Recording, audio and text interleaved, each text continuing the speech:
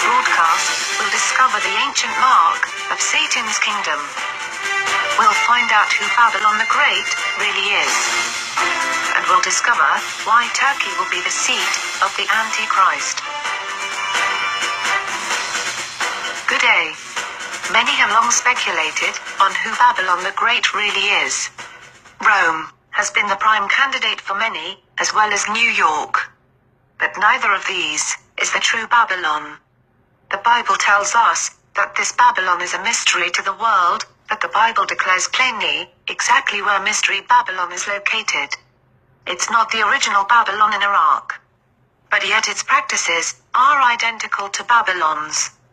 The Babylonian religious system revolved around the worship of the heavens. The sun, moon and stars.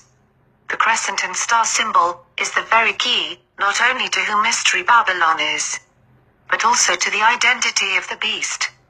The crescent and star is known to be the symbol of Islam. Here's another video precept. The symbol of Islam is the sickle moon and the star.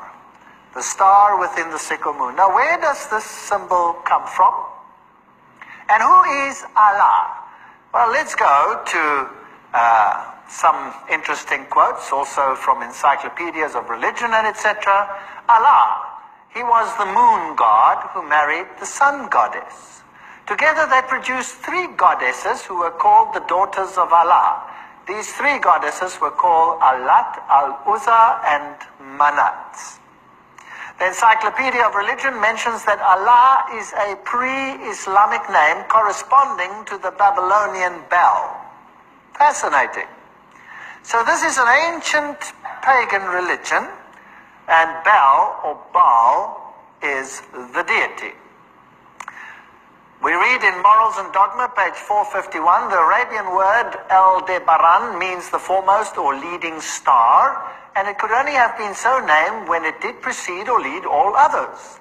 The year then opened with the sun in Taurus and the multitude of ancient sculptures both in Assyria and Egypt, wherein the bull appears with lunette or crescent horns and the disk of the sun between them, are direct allusions to important festivals of the first new moon of the year, and there was everywhere an annual celebration of the festival of the first new moon when the year opened with Sol, the sun, and Luna, the moon, in Taurus, and the symbol of Taurus is that one over there.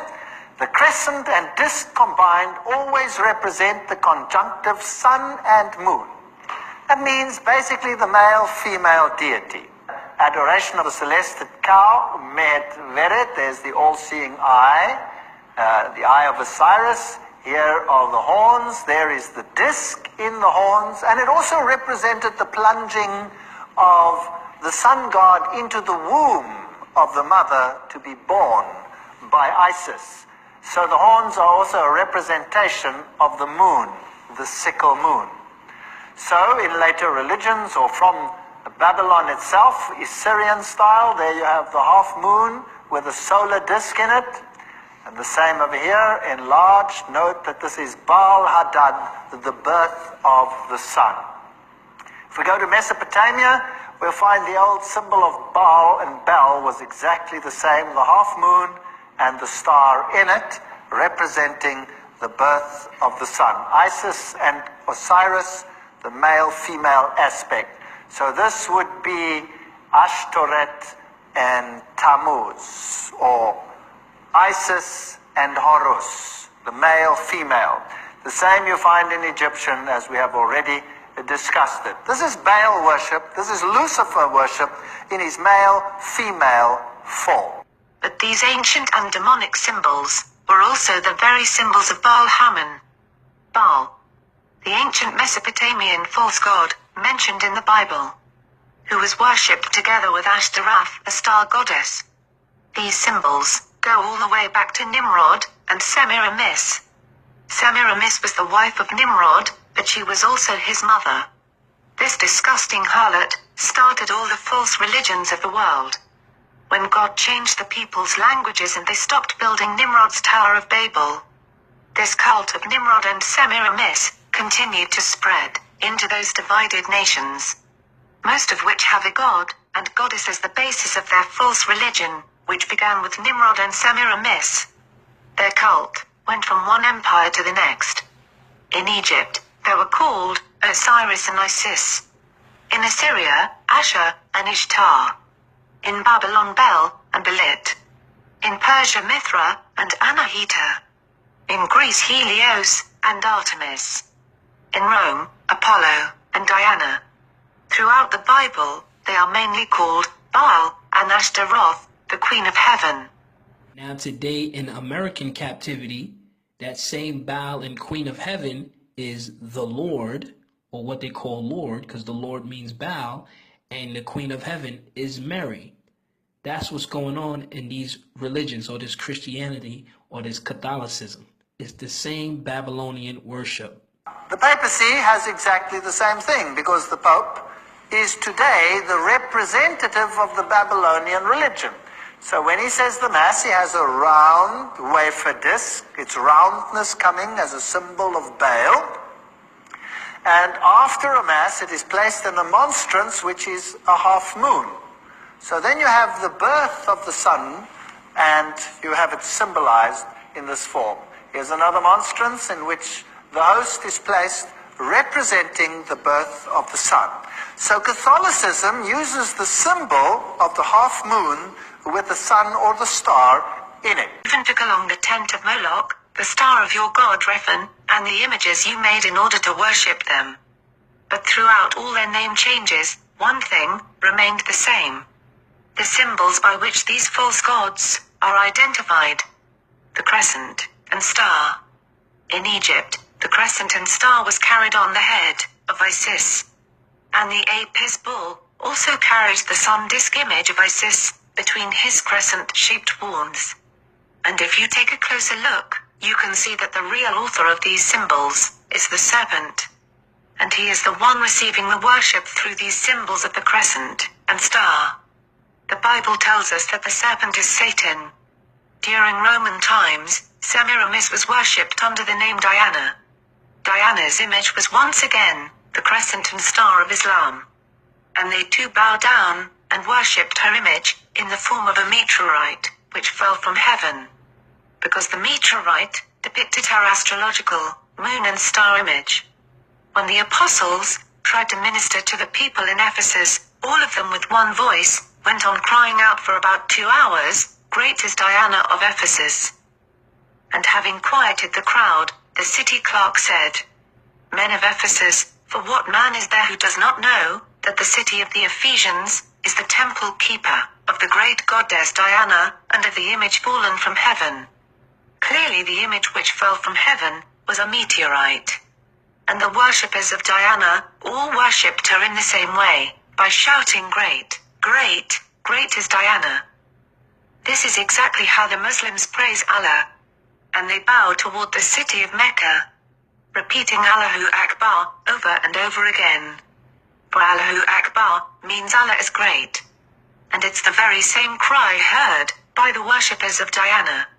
As they bow toward the great city of Mecca. Mecca has become just like Ephesus, the city which held the meteorite image, which fell down from heaven. They too chanted that Diana was great. For the Muslims, just like Ephesus, also bow down to an image which fell from heaven. So the Muslims, Esau, the Arabians, are worshiping that same stone that fell from heaven. Precept, Isaiah 14 verse 12. How art thou fallen from heaven, O Lucifer, son of the morning? How art thou cut down to the ground, which did weaken the nations? You see that? So they're worshiping the same Lucifer. If we find another precept, Jubilee 35 verse 17. This is what Isaac said about Esau. "And I fear you not on account of Jacob, for the guardian of Jacob is great and powerful and honored and praised more than the guardian of Esau." So who's the guardian of Jacob? The Most High. Who's the guardian of Esau? Lucifer. They're worshiping Lucifer over there. That's their God, because they've forsaken the Most High God. And Muslims are seen kissing and caressing this stone, as if the stone was a woman. Indeed, Mecca is the great harlot, whose worshippers call her great. And it's the very title written on her forehead. Babylon the Great. When the angel took John into the desert to see this harlot, he told him that it wasn't just a false religious system, but a religious city as well. The only religious city which can be found in a desert is Mecca. And shockingly, the very symbol of the Star of Semiramis, the harlot, is still being worshipped today by Muslims around the world in the form of the Kaaba stone. The Muslims claim that the Kaaba stone was a star which fell from heaven. It's the very same star symbol of Semiramis, the Queen of Heaven. And she is still being worshipped today, exactly where the angel said this harlot could be found. In the wilderness, or desert. Babylon is not Rome, neither is it New York, for neither of those places are found in a desert. The last time Israel was in the desert, they were also worshipping a false god. The golden calf, which Moses smashed. This was the same bull calf god from Egypt. The bull god carried the very symbol of the harlot Isis between its crescent-shaped horns. Thanks to the discoveries of Ron Wyatt, we know exactly that this false worship took place in the desert of Saudi Arabia, where the altar for the golden calf still stands, kept secret by the Saudi Arabian government. The very same country and desert where the Jews were worshipping this golden calf beast and star symbol of the harlot is the same country and desert in which we find the city of Mecca. Mecca has become the global center of moon and star worship, the exact same religion of ancient Babylon. Before Islam, Mecca was a city dedicated to many false gods. The false goddess, Alat, was the wife of Allah. Alat was the moon goddess and fertility goddess Semiramis, which Satan has used from the beginning. Her shrine was the Kaaba, which housed Alat's most famous idol, a black stone meteorite. Muhammad took the city of Mecca in 632, and Muhammad entered her shrine and destroyed Alat's idols. Yet her black stone idol was preserved, and Muhammad even helped to position her black stone idol in the east wall of the Kaaba. Indeed, the Kaaba stone is the idol of the harlot. The angel told John that this harlot sits on many waters. Then he said to me, the waters which you saw, where the harlot sits, are peoples, multitudes, nations and languages. The angel told John that the waters were not seas, but people from all over the world. From many peoples, nations and languages. This is an amazing description, seeing as the Muslims come from all over the world for the Hajj. These people flow in and circle around the Kaaba like water. Indeed, this harlot does sit on many peoples, nations and languages. And they all fall down and worship the image of Semiramis or Diana, which fell from heaven. The Muslim call to prayer exactly mirrors Nebuchadnezzar's form of worship. Nebuchadnezzar set up an image in the plain of Jura. When all the people in his kingdom heard the music, which was a call to prayer, they all had to bow down toward the image which he set up. Or, he said they would be put to death. This is identical to the Islamic form of worship.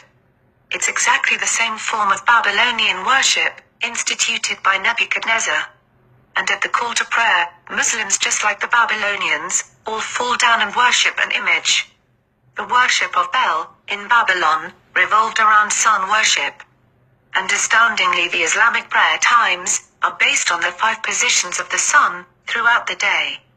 In fact, the 5 prayer times have to be judged by things like what the sun's color is, how long the shadow is, or whether there is light left in the sky. You can find out from Wikipedia how Islamic prayer times are tied to the sun itself. The very beast system of Babylonian worship is already in place, waiting for the speaking image of the beast, which may be the very Kaaba stone itself, which Muhammad declared would one day speak and give wisdom to all who touch it. Very few people have connected the dots to Islam. Those who refuse to bow toward the Islamic beast's image when the call from the minarets is heard throughout the Islamic Empire will be put to death, just like they were under Nebuchadnezzar.